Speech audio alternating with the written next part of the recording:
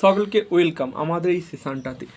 এই ক্লাসটাতে আমরা রেখেছি তড়িতের রাসায়নিক প্রভাবে এমসিকিউ এবং এসএকিউ টাইপ কোশ্চেন। এই চ্যানেলে অলরেডি তড়িতের রাসায়নিক প্রভাবের যে থিওরিটিক্যাল ক্লাস সেটা অলরেডি আপলোড করা রয়েছে। আজকের ক্লাসে শুধু থাকছে এমসিকিউ এবং এসএকিউ। প্রথম যে কোশ্চেনটা রয়েছে, কঠিন অবস্থায় তড়িৎ পরিবহন করে না। অপশান এ রয়েছে গ্রাফাইট, অপশান বি রয়েছে তামা, অপশান সি সোডিয়াম ক্লোরাইড এবং অপশান ডি লোহা। গ্রাফাইট অপশান এ, যদি গ্রাফাইট বলতো গ্রাফাইট কি, গ্রাফাইট অধাতু হলেও তড়িৎ পরিবহন করে। আর তামা কি, তামা হচ্ছে ধাতু যেটা হচ্ছে তড়িৎ পরিবহন করতে পারে, এই জন্য আমাদের যে বৈদ্যুতিক তার হচ্ছে সেই তারগুলি তামাদের তৈরি। অপশান ডি লোহা, লোহা একটা ধাতু যা তড়িৎ পরিবহন করে। তাহলে এখানে অ্যান্সারটা হবে সোডিয়াম ক্লোরাইড, অর্থাৎ কঠিন NaCl বা কঠিন নুন তড়িৎ পরিবহন করেনি। কিন্তু যদি আমরা এই NaClটাকে জলে দ্রবীভূত করে দিই তাহলে তড়িৎ পরিবহন করবে। তাহলে এখানে কারেক্ট অ্যান্সার হবে option C sodium chloride.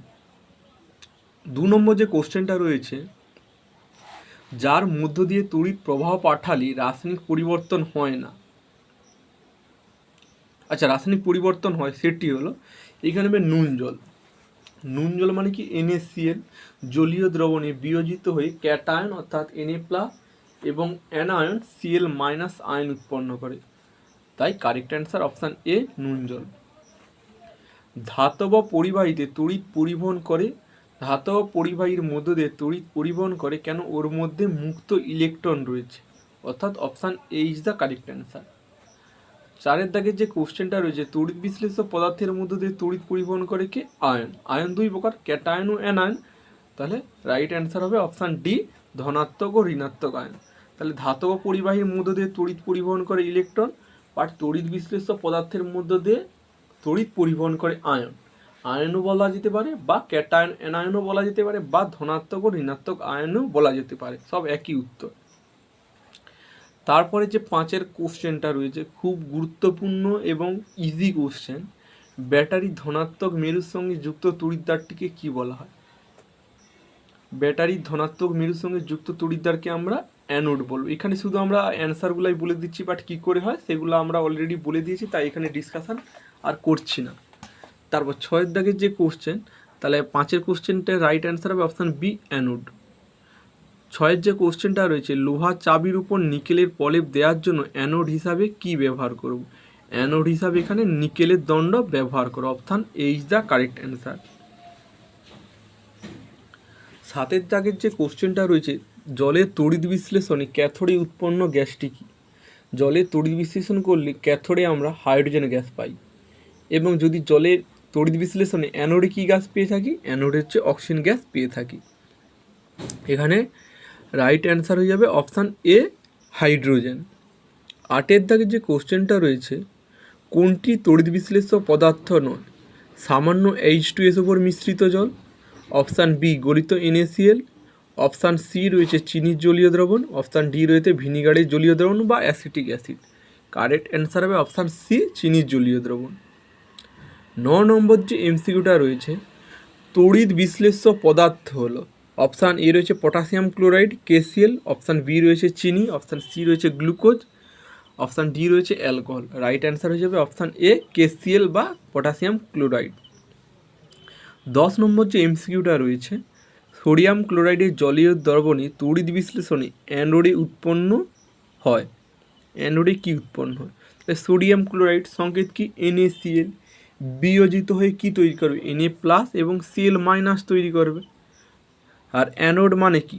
Battery ধনাত্মক প্রান্তের সঙ্গে যুক্ত, মানে অ্যানোডটা একটা ধনাত্মক তড়িৎগ্রস্ত। তাহলে ধনাত্মকের কাছে কে ছুটে যাবে? Cl- ছুটে যাবে। তাহলে এখানে হবে chlorine gas. Option B is the right answer. SAQ যে কোশ্চেনগুলো রয়েছে, প্রথম যে কোশ্চেনটা রয়েছে, জারক পদার্থ কাকে বলে? জারক পদার্থ কাকে বলে? যে সকল পদার্থ নিজে বিজারিত হয় বাট অন্যকে জারিত করে তাদেরকে আমরা জারক পদার্থ বলবো। 2 দাগের যে কোশ্চেনটা রয়েছে, তড়িৎ লেপন কাকে বলে? তড়িৎ লেপন হচ্ছে কম সক্রিয় ধাতুর উপর অধিক সক্রিয় ধাতুর প্রলেপ দেওয়াকেই বলা হয় তড়িৎ লেপন। আচ্ছা, একটু মডিফাইড হবে, তড়িৎ বিশ্লেষণ প্রক্রিয়ায় কম সক্রিয় ধাতুর উপর অধিক সক্রিয় ধাতুর যে প্রলেপ দেওয়া হয় তাকেই বলা হয় তড়িৎ লেপন। 3 দাগের যে কোশ্চেনটা রয়েছে গ্যালভানাইজেশন কাকে বলে? তড়িৎ বিশ্লেষণ প্রক্রিয়ায় লোহার উপর জিঙ্কের প্রলেপ দেওয়াকে বলা হয় গ্যালভানাইজেশন। একটি মৃদু তড়িৎ বিশ্লেষক পদার্থের উদাহরণ দাও।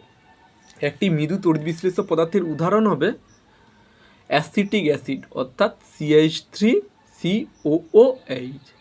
5 দাগের যে কোশ্চেনটা রয়েছে জলের তড়িৎ বিশ্লেষণে কী কী গ্যাস উৎপন্ন হয়? জলের তড়িৎ বিশ্লেষণে অক্সিজেন এবং হাইড্রোজেন গ্যাস উৎপন্ন হয়। 6 দাগের যে কোশ্চেন অ্যানোড অ্যানোড কাকে বলে? যে তড়িৎদ্বারটি ব্যাটারি ধনাত্মক প্রান্তের সঙ্গে যুক্ত থাকে তাকে বলা হয় অ্যানোড। 7 নম্বর যে কোশ্চেনটা রয়েছে তড়িৎদ্বার কাকে বলে? তড়িৎ বিশ্লেষ্য পদার্থের মধ্যে আংশিকভাবে নিমজ্জিত ধাতব দ্বন্দ্ব দুটিকে বলা হয় তড়িৎদ্বার। 8 দাগ বিজারণ প্রক্রিয়া সংঘটিত হয় কোন তড়িৎদ্বারে?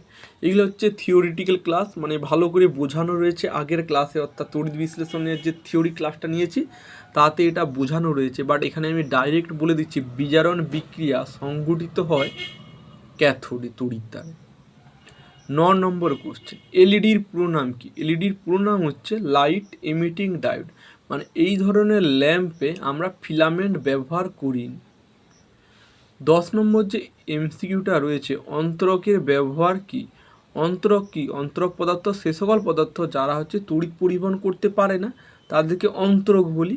এখানে অ্যান্সারটা এটুকুই হবে অন্তরকের ব্যবহার, অর্থাৎ বৈদ্যুতিক তারের আচ্ছাদন তৈরিতে অন্তরক ব্যবহৃত হয়।